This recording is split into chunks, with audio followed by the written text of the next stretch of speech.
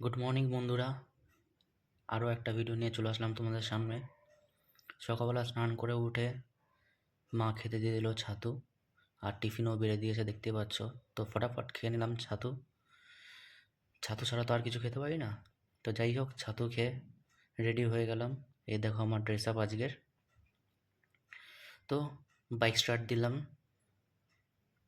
চললাম নিজের কাজের গন্তব্যস্থলে হাওড়া স্টেশন। হাওড়া স্টেশন পৌঁছানোর পর চলে আসলাম আপার লেভেল অফিসারদের বাংলোতে। দেখুন কত সুন্দর জায়গা, কত সুন্দর গ্রিনারি রয়েছে। মন জুড়িয়ে যাচ্ছিলো এখানে দাঁড়িয়ে থেকে। এবার দেখুন ঠিক এরই বাইরে সারি সারি ট্রেন দাঁড়িয়ে রয়েছে পার্কিং হয়ে। যখনই এদের ডাক পড়বে তখনই এরা বেরিয়ে যাবে প্যাসেঞ্জারদের নিয়ে। এরপর বন্ধুরা দেখাই কি সুন্দর দেয়াল আঁকন করে রেখেছেন, সুন্দর সুন্দর ছবি। যাই হোক, এই করতে করতে বেলা পৌঁছে গেল ঠিক 1টা-1:30 নাগাদ। রোদের শুধু তাপটা দেখুন, আলোটা দেখুন কতটা গরম, আর সহ্য করা যাচ্ছে না, এত গরম দেখুন। তো যাই হোক, তখন ফোনের ওয়েদারটা চেক করলাম, দেখে তো আই এম তো অবাক। 37 ডিগ্রি, ফিল লাইক 41 ডিগ্রি। তারপরে দেখলাম যে রোববার দিন আবার বৃষ্টি দেখাচ্ছে। যাই হোক, একটু মনে আনন্দ লাগলো, সবাই রেহাই পাবে গরম থেকে। এই করতে করতে সন্ধ্যা গড়িয়ে আসলো, বেজে গেল 7টা, দেখতেই পাচ্ছেন ঘড়িতে। বেরিয়ে পড়লাম বাড়ির পথে। টুক করে বাইকটা স্টার্ট দিয়েই উঠে পড়লাম ঠিক হাওড়া ব্রিজের উপরে।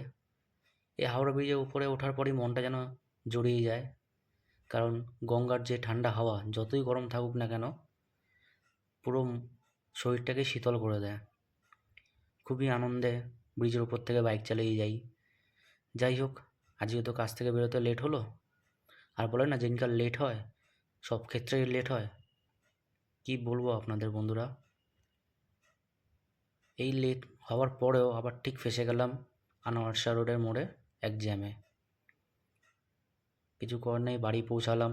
পৌঁছে মাকে নিয়ে গেলাম বিআরডব্লিউএস হসপিটালে। কিছুদিন আগে আমার মা পড়ে গিয়ে কপাল ফেটে গেছিলো, তারই সেলাই কাটাতে গেছিলাম। যাই হোক, ওখানে পৌঁছালাম। পৌঁছে বললাম যে আজকে কি এখন সেলাই কাটবে?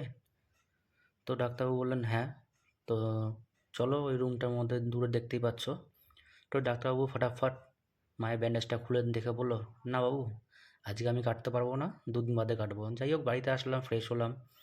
ফ্রেশ হয়ে গেঞ্জি পরলাম, চুলটা একটু আঁচড়ে নিলাম।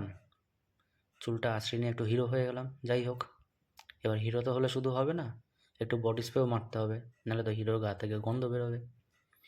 তো হিরো সোজা চলে গেলাম খাবারের টেবিলে। দেখো মা আজ কী কী খেতে দিয়েছে, চিকেন, ডাল, ভাত আর ডিম। তো চলো বন্ধুরা ফটাফট খেয়ে নিই। এই শুরু করে দিলাম খাওয়া হালুম হালুম করে। যাই হোক, খেতে খেতে হঠাৎ করে কপালটা এতই ভালো, হাজির হয়ে গেল, টুপ করে পড়লো একটা chicken leg piece. I am তো অবাক, চিকেন লেগ পিসটা দেখুন আমার সামনে চলে আসলো। তো সেটাকেও ফটাফট খেয়ে নিলাম শুধুমাত্র পেঁয়াজ দিয়ে। তো খাওয়া শেষ,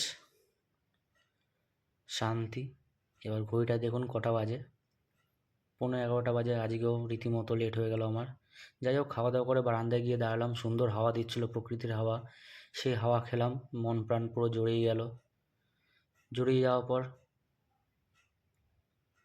ধুপ করে চলে গেলাম বিছানায়। রাত তো অনেক হলো, শুতে তো হবেই। যাই হোক, গুড নাইট বন্ধুরা, কালকে আবার দেখাবে নতুন ব্লগে। আমার ভিডিওটা ভালো লাগলে শেয়ার করবে, সাবস্ক্রাইব করবে প্লিজ।